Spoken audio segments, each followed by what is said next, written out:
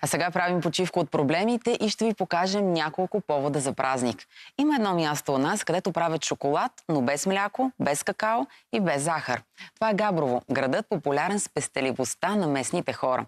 Тази тяхна характеристика е спомогнала за създаването на деликатеса пестил, популярен именно като българския шоколад от Габрово. Как се приготвя пестил? Наживо сега ще включим Мартин Георгиев да ни разкаже. След това ще обиколим и други прекрасни кътчета на нашата страна. Но, Марти, първо към теб. Здравей!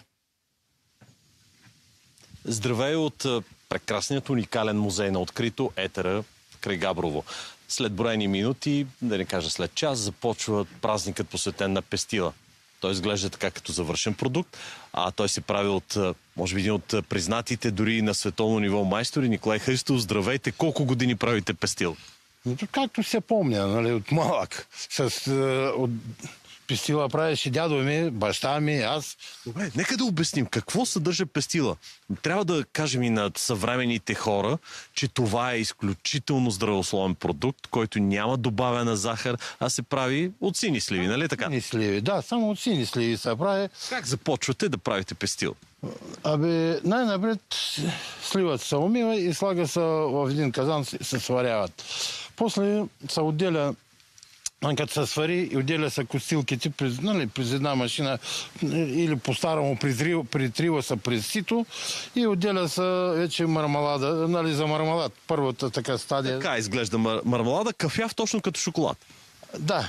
То там, нали, казват, че бабен шоколад бил най-напред, а после стана габровски шоколад. Така малко подигравателно, викаме, че това го мажете на дъска, така ли? Да, като се извари и стане на мармалад, тогава се маже на дъска и няколко пъти. Значи, маже се, после изсушава се, после пак се подмаза, докато не добие така дебелина на 1 сантим горе-долу. И след това отпаря се от дъски, навива се на руло и слага се на лиси на проветряемо място и той трябва да се захароса, нали, да избие плодовата захар. По този начин се запечатва се. Гледаме едно свидетелство, освен майсторско и едно от Италия. Вие сте признат от световни гастрономи като италианците. Арка де густо, да, арка за вкусови в Италия. И там признаха ни продукта и ние сме вписани, сме уникални. Има ли хора, които да правят пестил още в днешно време? Има. То едно време, тук по нашия край, почти всяка къща правеше, нали, имаше сливи и правеха пестил. Бабите, и като идваха по селата внуците, те викаха, бабеното, ето ти едно шоколадче. Ама какво шоколад? Баба шоколада от Габро. Да. И накрая изглежда така, само да кажем, изключително и сушен, и твърд. Той е 10 годишен. Той има и по-стари... Тоест като отлежи става по-хубав, така ли? Да, той захаросва се, побелява и избива плодовата захар и запечатва се.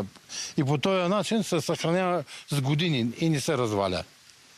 И здравословен. Ето това, вижте сега, всички хора не обичат добавена захар, говорят за здравословно хранене. Само сливата има достатъчно собствена захар и избива плодовата и запечатва го. Веган продукт? Веган, да. Той по-уникално. Ще покажете днес, освен тази технология, мазане, дъски, сушение и колко време му трябва? Трудоемко ли е?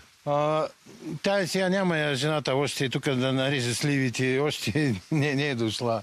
И там ще има огън, нали, ще джуркаме в една тава, после, докато се стопят, докато стане една маса и после пак ще я мажем. Ви благодаря. Успех пожелаваме на празника на пестила. Ще има мазане, преди това джуркане, варене, чухте и ще се прави габровски пестил шоколад. Здравословен и колкото по-отлежава, толкова по-вкусен става. Мартин Георгиев, благодаря ти. Най-важното е да има опитване. Аз много обичам габровски пестил, но си признавам, че децата ми трудно ще ги излъжат, че това е шоколад.